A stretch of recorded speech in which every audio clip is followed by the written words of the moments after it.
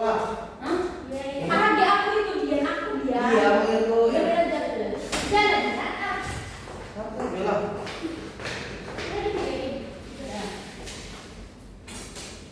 mulai?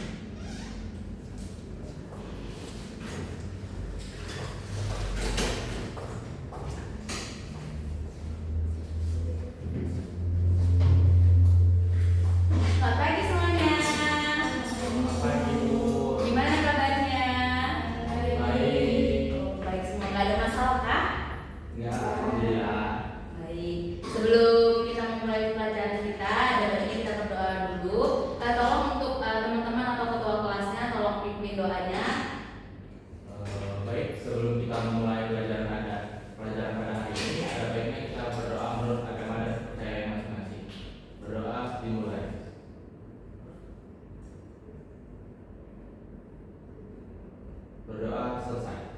Baik, terima kasih kepada Akbar. Sebelum kita mulai pelajaran kita, ada baiknya Ibu mengecek kehadiran anak-anak semuanya. Apakah pada kelas ini hadir semua? Hadir, tidak ada yang sakit? Ya. Apakah dari teman-teman semuanya tahu apa yang mau kita bahas pada hari ini? Materi yang kita mau bahas apa nih? Kira-kira ada yang tahu nggak?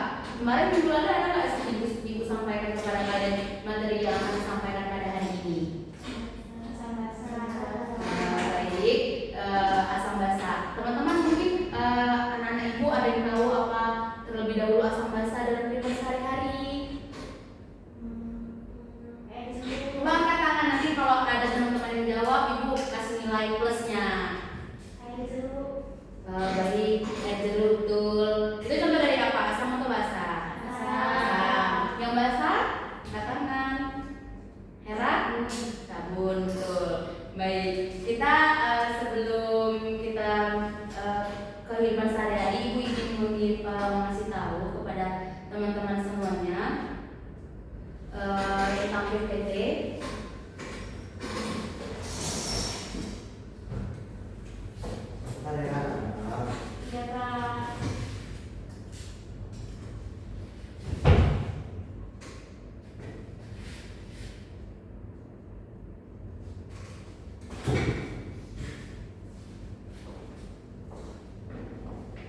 Baik, materi kita pada hari ini materi asam dan basa. Nah, jadi ibu mau bertanya, asam dan basa sangat berkaitan erat dengan kehidupan sehari-hari, bukan? Ya. Nah, sifat asam dan basa tidak hanya berperan dalam biologi, bidang kimia, tetapi juga sangat berguna dalam berbagai bidang keilmuan seperti kedokteran, biologi, dan arkeologi. Nah, yang tadi dibilang sama Musda, tadi kan ada contoh asam basa dalam kehidupan sehari-hari. Yang dibilang Musda tadi asam kan itu jeruk nipis, dan Hera tadi jawab basa itu sabun. Nah, ini merupakan contoh basa dalam kehidupan sehari-hari. Itu ada deterjen, ada baking soda, ada sabun. Baru untuk basanya itu ada asam cuka, jeruk. Baru sini ada air aki. Iya, itu. Oh, air aki asamnya, Bu. Ya. Nah, di sini coba teman-teman menuliskan mengamati juga contoh asam basa dalam kehidupan sehari-hari di buku teman-teman semua. Nanti ibu cek satu persatu teman-temannya sudah mengerjakan atau tidak. Nanti ibu cek, ibu kasih nilai plus buat kalian untuk nilai pertama kalian. Udah?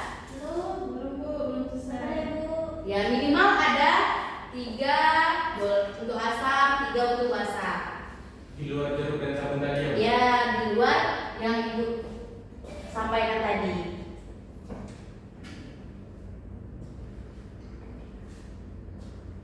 Sudah, Bu.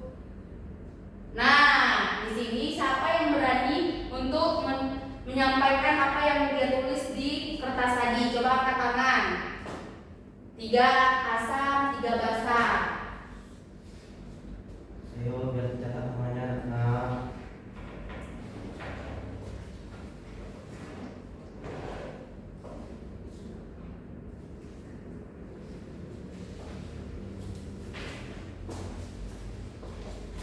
Ayo siapa? Ayo. Nanti Ibu kasih nilai plus loh kalau teman-teman bisa jawab. Kan gampang tadi udah Ibu sebutkan kan contoh-contohnya.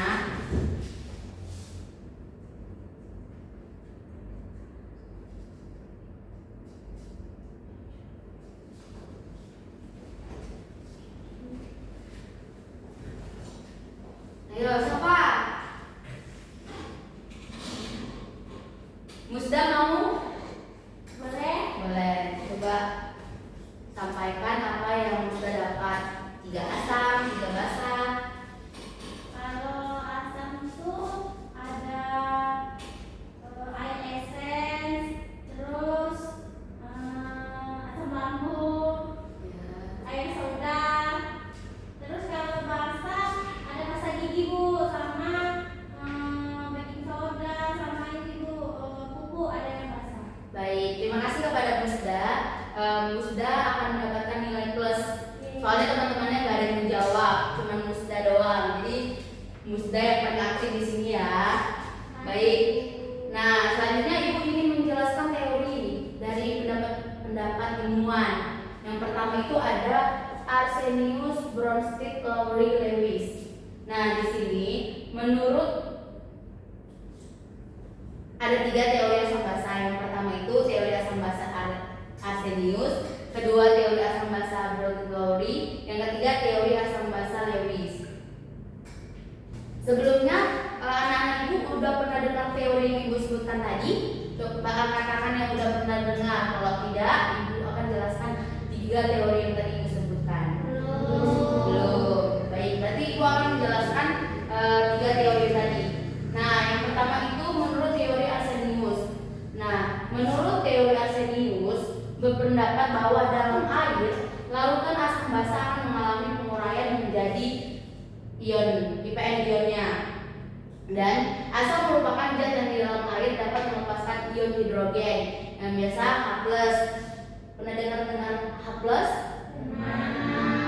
Sedangkan basa merupakan zat yang di dalam air dapat melepaskan hidroksida OH-. Lalu setelah Arrhenius ada teori asam basa. Teori asam basa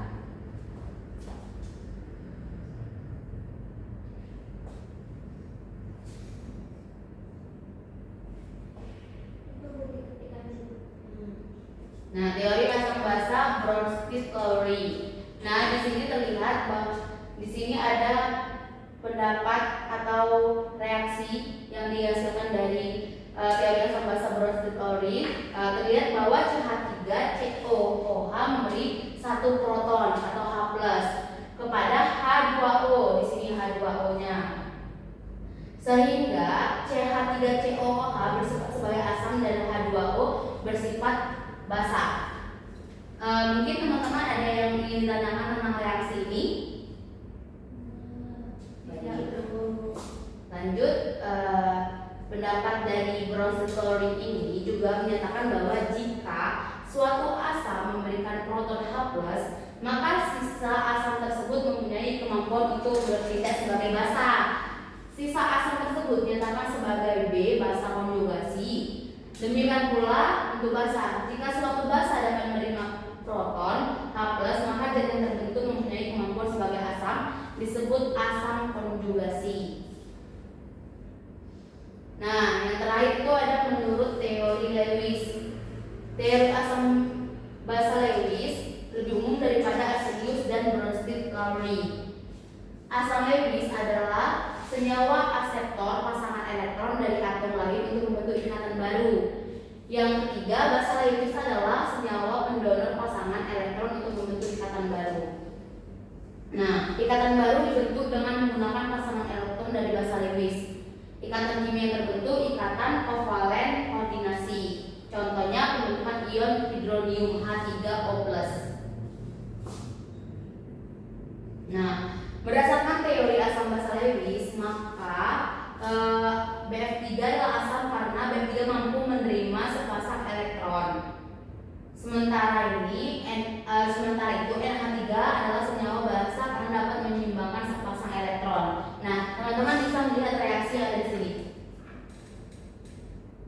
Boleh diperbesar Bu?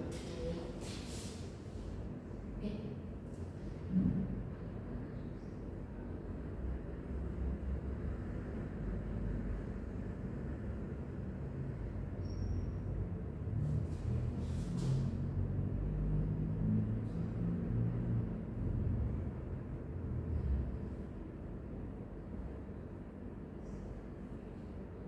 Nih, Baik, terima kasih. baik. Nah, demikian yang Ibu sampaikan tentang tiga teori asam basa. Nah, kan tadi Ibu jelaskan nih, mungkin teman-teman bisa jelaskan ulang apa yang Ibu sampaikan tadi. Biar Ibu tidak percuma ngomong di depan, tapi anak-anak Ibu nggak dengar sama doang Ibu ngomong di depan tanpa ada orang di sini. Jadi mungkin teman-teman bisa mengulang kembali apa yang Ibu sampaikan tadi dari jenis-jenis asam basa. Contohnya dalam kehidupan sehari-hari ada tiga teori asam basa, yaitu Arrhenius, Bronsted-Lowry, baru ada Lewis. Ya, siapa yang bisa menjelaskan ulang kembali apa yang Ibu sampaikan mendapatkan nilai paling aktif di kelas. Cepat. Ibu tunggu selama 2 menit.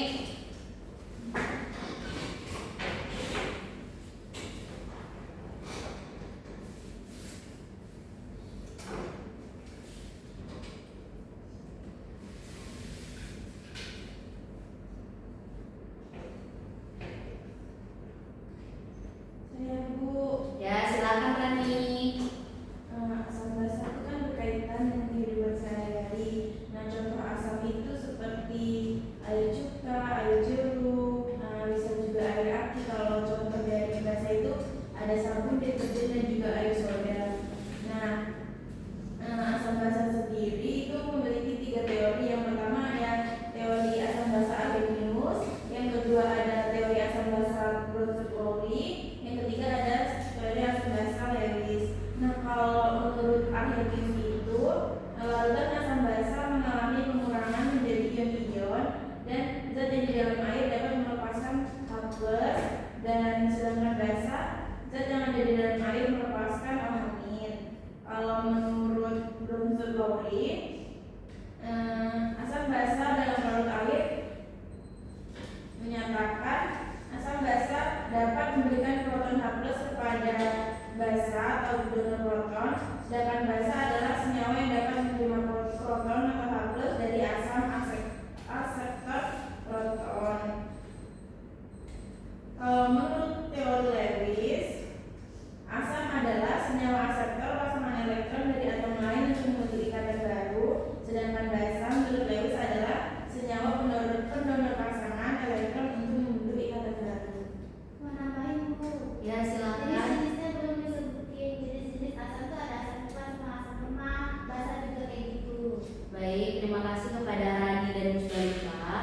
Baik, tadi kan Ibu udah menjelaskan nih isi PPT Ibu.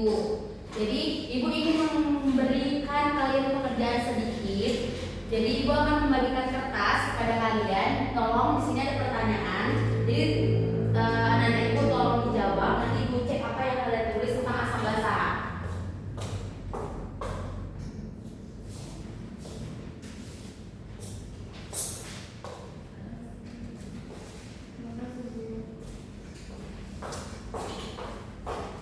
Nah, kerjakan apa yang ada di situ. Di situ kan ada 5 pertanyaan kan. Jadi anak-anak Ibu tolong dijawab. Nanti kita bahas satu-satu. Baik, nanti Ibu juga akan mengecek kalian saat pengerjaan kalian.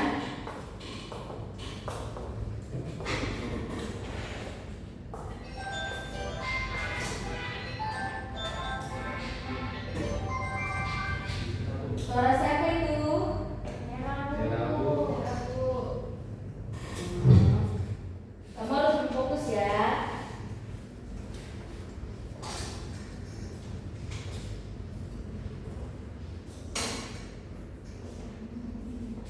Kerja dengan keras, jangan ketawa-ketawa.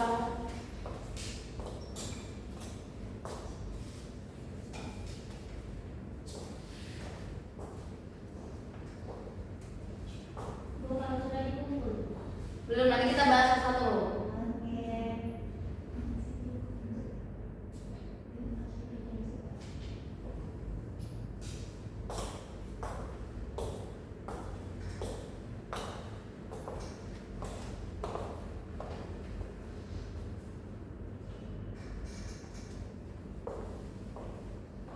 Dikerjakan ya, jangan ngobrol-ngobrol sama temannya.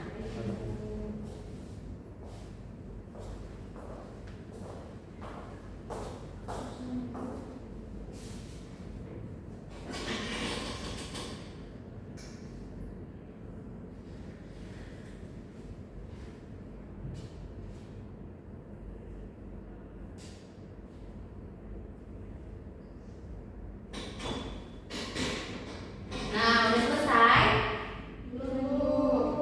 Baik, ibu tunggu 1 menit lagi ya.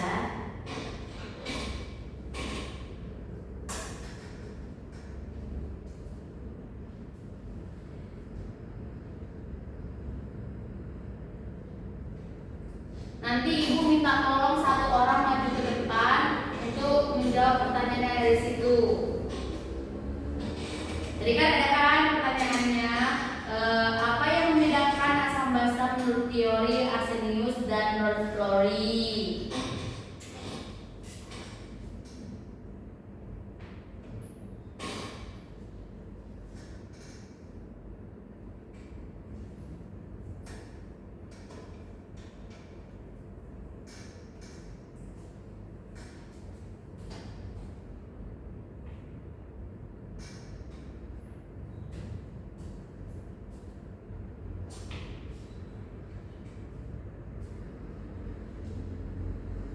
Baru tadi kan ada apa yang kalian pahami tentang sifat asam basa di lingkungan sekitar kita dan bagaimana teori asam basa ini bisa membantu dalam memahami reaksi kimia di sekitar kita. Nanti kita diskusikan bareng-bareng di depan.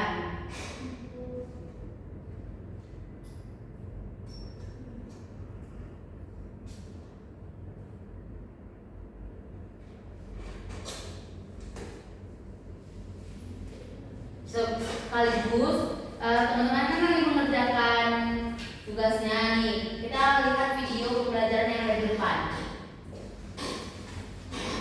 Teman-teman perhatiin karena soal yang ibu buat itu ada juga yang jawabannya ada di dalam video.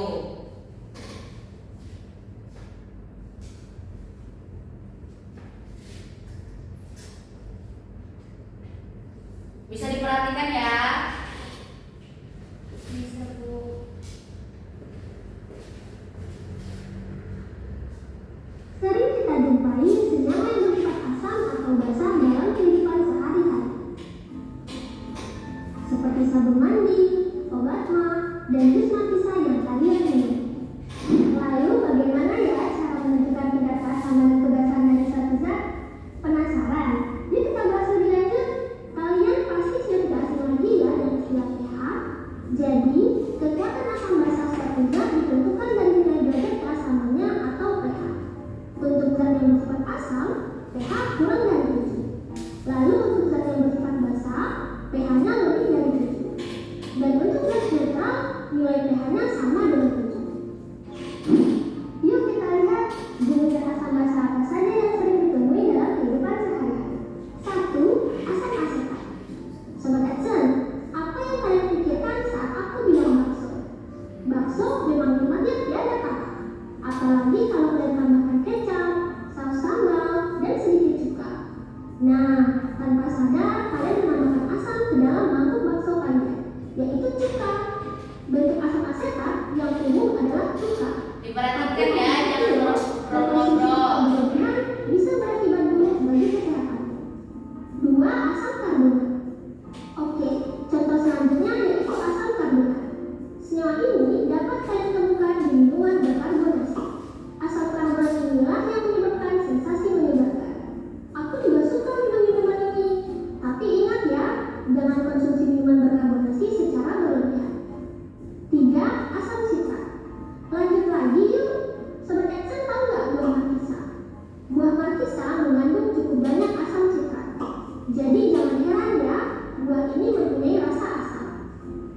4 natrium hidroksida. Kita lanjut ke senyawa berikutnya yaitu NaOH atau natrium hidroksida. Nama lain dari senyawa ini adalah soda api yang merupakan bahan utama dalam pembuatan sabun mandi. Tidak hanya sabun, hampir semua produk pembersih mengandung NaOH. 5. Aluminium hidroksida. Oke, contoh yang terakhir adalah aluminium hidroksida yang dapat kalian temukan dalam obat nyeri lambung atau MAH.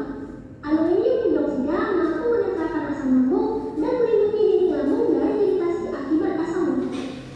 Nah, sobat Aksen, ternyata banyak juga ya bahan-bahan kimia yang sering kita temui di kehidupan sehari-hari. Oh ya, jika kalian menggunakan bahan kimia, jangan lupa lihat cara pemakaiannya dan hati-hati. Sobat Aksen, ayo ikuti Nature.id untuk lebih memahami materi asam dasar. Sampai jumpa di video selanjutnya. Salam pintar.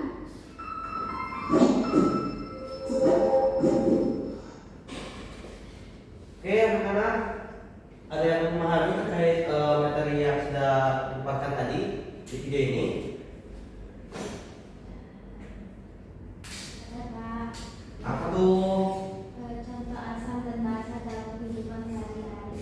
Nah, apa aja nih contohnya yang telah dijelaskan? Kalau yang asam itu seperti asam cuka, Kemudian, seperti asam jeruk pisang. Terus kalau yang basa itu seperti soda api. Minuman bersoda itu tidak boleh dimakan terlalu banyak. Terus itu ada sabun, itu merupakan contoh dari basa. oke, terima kasih kepada Hera. Nah, tadi kan juga dijelaskan dari video ini, kalau misalnya kita mengkonsumsi asam maupun basa secara berlebihan, itu kenapa sih kita nggak boleh mengkonsumsi basa dan asam itu secara berlebihan? Kira-kira anak-anak tahu nggak? Ayo, angkat tangan yang tahu. Kalau ada yang mau jawab, nanti Bapak kasih live plus loh.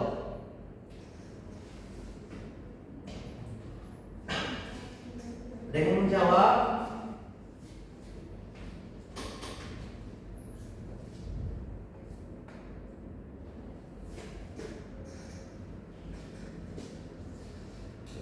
Gimana anak-anak yang menjawab? Sudah mungkin menjawab?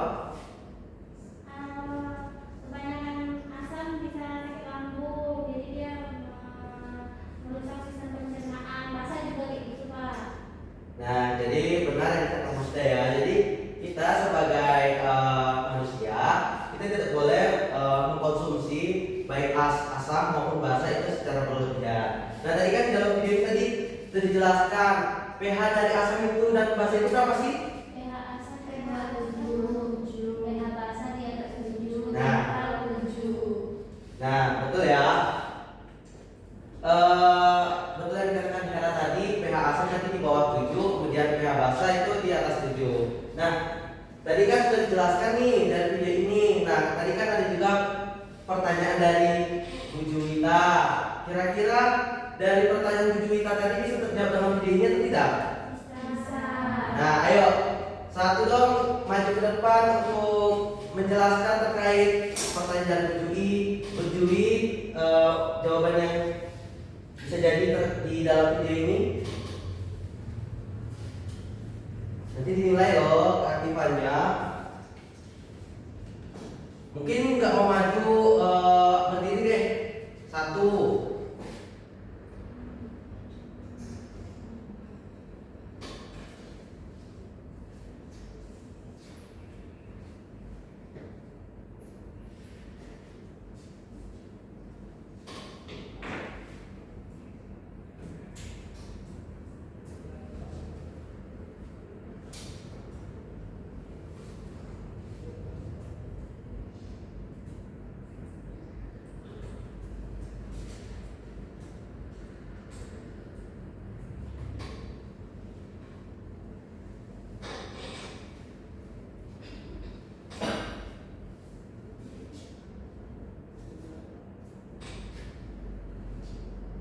Gimana anak-anak?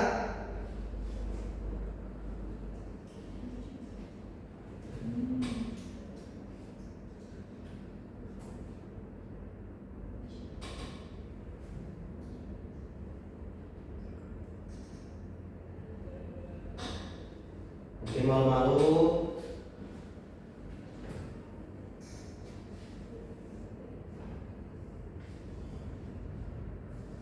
Bapak keliling deh lihat tugas yang telah dikasih tadi apakah sudah dikerjakan.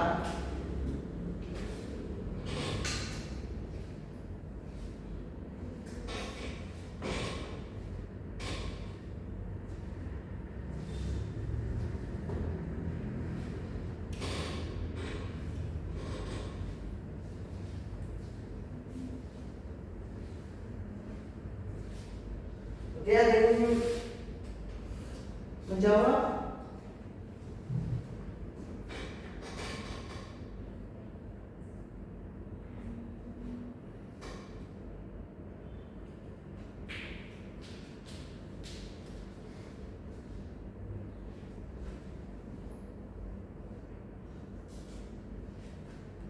Mana anak-anak?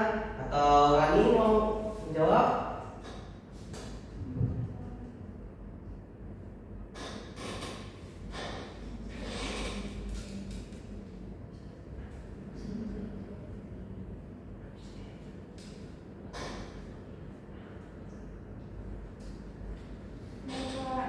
Ya, silakan Rani.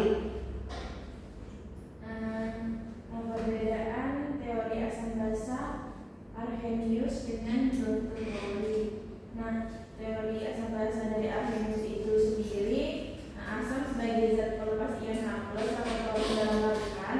Nah, sedangkan basa adalah zat yang melepaskan ion O-, atau hidroksida di dalam larutan.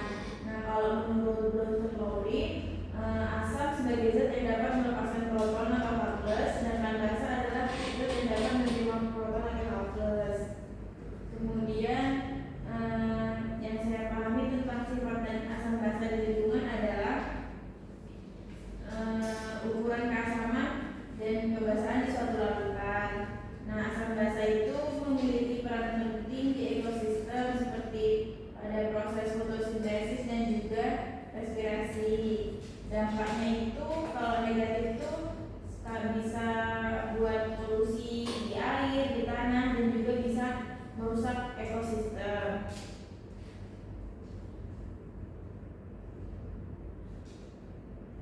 Nah, bagaimana teori asam basa membantu kita dalam memahami reaksi kimia di sekitar kita? Yang pertama itu dalam ekosistem, teori asam basa membantu memahami reaksi kimia seperti yang terjadi dalam ekosistem seperti fotosintesis dan juga respirasi tadi. Mengidentifikasi sebagai sumber polusi, membantu mengembangkan strategi untuk menguranginya. Terus itu teori asam basa membantu mengembangkan teknologi ramah lingkungan seperti pengolahan air dan tanah yang terkontaminasi. Itu Pak. Oke, ada lagi yang ingin menjawab lagi selain Rani? Atau ada tanggapan lain terkait jawaban dari Rani tadi? Oke, kita beri aplaus untuk jawaban Rani.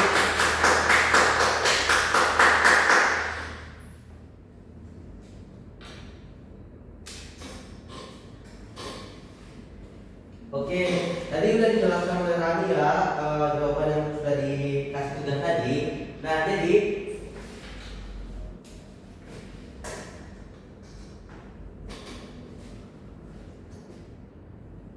Bapak akan merangkum deh dari pertemuan kita hari ini tadi.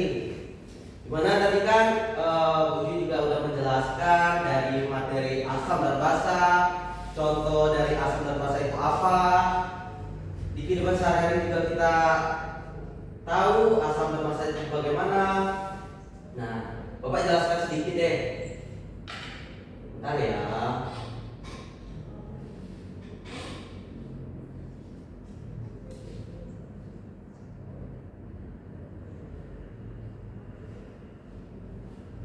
Nih, contoh basa. Kita tahu contoh basa itu bisa berupa sabun, deterjen. Yang sering kita tahu kan sabun ini kan kita pakai untuk mandi. Terus deterjen ini kita untuk nyuci. Banyak sekali mungkin kegunaan dari sabun dan deterjen ini. Nah, begitu juga basa. Nah, basa ini kan ada asam juga dan asam ascorbat. Nah, kita tahu kan biasanya kalau asam cuka ini kan di setiap penjual kan pasti ada tuh asam cuka.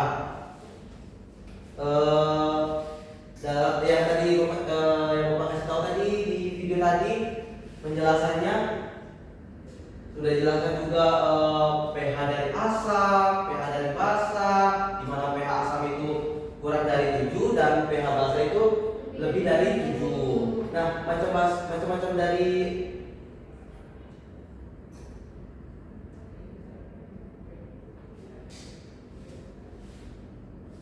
daerah asam basa tadi kan ada 3 enggak? Apa aja deh? Nah, betul. Jadi anak-anak tadi sudah paham lah ya terkait teori asam ini. Kemudian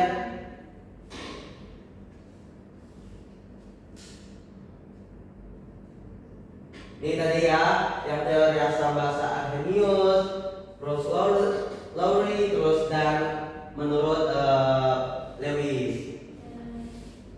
Oke? Ada yang ingin tanya terkait materi yang telah Bapak dan Ibu sampaikan tadi atau ada yang kurang memahami? Kalau misalnya ada, mungkin angkat tangan deh. Jika tidak ada, Ibu ingin memberikan tugas kepada anak-anak Ibu untuk dikerjakan di rumah. Baik Ibu. Coba ditulis, Ibu akan bacakan, teman-teman tulis. Ini untuk dikumpulkan minggu depan ya, untuk nilai tugas pertama kalian.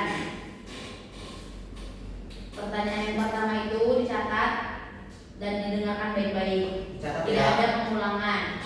Yang pertama, di antara zat berikut manakah yang termasuk dalam kategori basa? A. HCl, B. Baik, diulangi. Di antara zat berikut manakah yang termasuk dalam kategori basa? A. HCl, B. NaOH, C. CH3COOH, D. H2SO4. Sudah soal pertama? Sudah Bu. Yang kedua, sifat-sifat berikut merupakan sifat fisik zat asam kecuali A. Rasanya asam, B. Bersifat korosif, C. Mengubah lakmus biru menjadi merah, D. Licin di tangan. Udah soal 2? Soal ketiga, teori asam basa Arrhenius menyatakan bahwa asam adalah zat yang A. Menerima proton, B. Memberikan pasangan elektron, C. Menghasilkan ion H+ dalam larutan, D. Menghasilkan ion OH- dalam larutan. Sudah? Sudah belum? Soal keempat, menurut teori Bronsted-Lowry, asam adalah zat yang A. Menerima proton, B. Memberikan proton, C. Menghasilkan OH- dalam larutan, D. Menghasilkan H+ dalam larutan. Soal terakhir ya, kita ada 5 soal untuk dikerjakan di rumah masing-masing. Nomor 5, Lewis mendefinisikan basa sebagai zat yang A. Menghasilkan H+ dalam air, B. Memberikan pasangan elektron, C. Menghasilkan OH- dalam air, D. Menerima proton. Sudah selesai untuk menulis soalnya? Baik, Ibu tunggu 1 menit lagi. Nah, soalnya ada berapa? 5. Sesuai apa yang kita pelajari tadi kan soalnya? Nah, Oke. ya, segitu pelajaran hari ini. Apa manfaat yang dapat kalian ambil dari pelajaran hari ini? Coba angkat tangan satu menjelaskan. Akbar. Kita dapat memahami konsep dari asam serta basa dan kita dapat mengetahui ternyata banyak sekali di sehari-hari ini. Baik, terima kasih Akbar. Ada lagi yang ingin menambahkan? Hera. Dari yang sudah dijelaskan oleh Ibu dan Bapak, kita dapat mengetahui ada 3 teori tentang aktif bahasa, pH untuk bahasa, pH untuk asam, dan pH untuk beta untuk berapa. Dan kita tahu bahwa bahan ada di sekitar kita yang menggunakan asam dan basa. Dan kita tahu bagaimana asam dan basa itu tidak boleh digunakan secara berlebihan. Baik, terima kasih kepada Hera. Baik, jadi yang Ibu jelaskan tadi sangat bermanfaat bukan untuk kehidupan sehari-hari. Ternyata asam dan basa itu tidak jauh dari kehidupan kita sehari-hari. Nah, beri aplaus untuk hari ini kita. Nah, Ibu maunya kita tiap minggu itu di kelas ini harus aktif semuanya karena Ibu juga menilai keaktifan kalian. Kalau kalian nggak aktif, bagaimana Ibu memberikan nilai kepada kalian? Dan juga kalian harus aktif apapun yang Ibu jelaskan karena yang Ibu jelaskan semoga kalian juga dapat memahaminya. Baik Ibu, terima kasih Ibu. Baik, untuk menutup pelajaran kita hari ini, tolong ketua kelasnya pimpin doa. Baik, sebelum kita mengakhiri pelajaran hari ini, ada baiknya kita berdoa menurut agama dan percayaan masing-masing. Berdoa dimulai.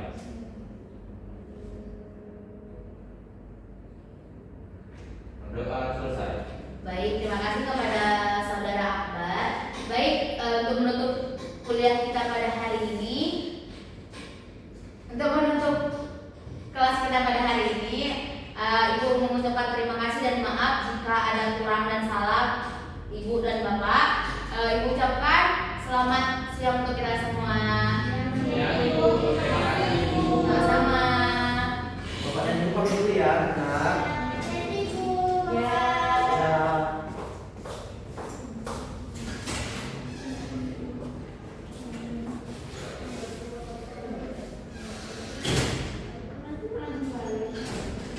Dah. Udah.